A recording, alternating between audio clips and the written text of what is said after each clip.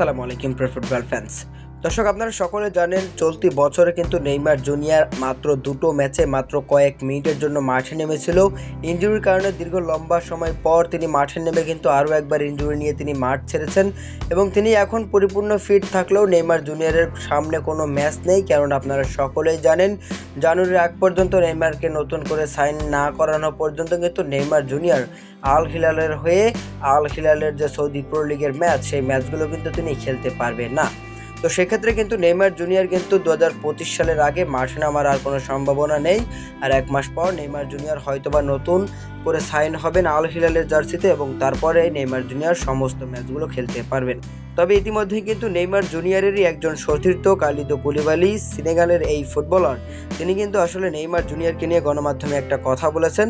তখন সেই কথাটি কিন্তু গণমাধ্যমে রীতিমতো ভাইরাল আপনি বলতে পারেন। কেননা কালিদো কুলিবালির সঙ্গে কিন্তু নেইমার জুনিয়র খুব একটা বেশি ম্যাচ খেলেননি। নেইমার জুনিয়র আল হিলালে আসার পর থেকে ইনজুরি যেন তার পিছুই ছাড়ছে না। তারপরেও কালিদো কুলিবালির নেইমারের প্রতি যে ভালোবাসা, যে সম্মান, তা দেখে অবাক হয়ে গেল ফুটবল সমর্থকেরা। একজন সাংবাদিকের প্রশ্নের উত্তরে কালিদো কুলিবালি বলেন, যখন লোকজন মেসি ও ক্রিস্টিয়ানো সম্পর্কে কথা বলে তখন আমি তাদের নেইমারের কথাটাও সংযুক্ত করার জন্য বলি। আমরা ভাগ্যবান যে আমাদের আল হিলালে নেইমার আছে। মূলত কালিদো কুলিবালি স্পষ্টভাবে বলছে যে মেসি এবং রোনালদোর কথা যদি কোনো ভক্ত সমর্থকেরা বলে তাহলে সেখানে তিনি এই কথাটি বলতে বলেন যে একজন কিন্তু নেইমারও আছে এবং তিনি বলছেন আমরা ভাগ্যবান যে নেইমার জুনিয়র আমাদের আল হিলালে আছে।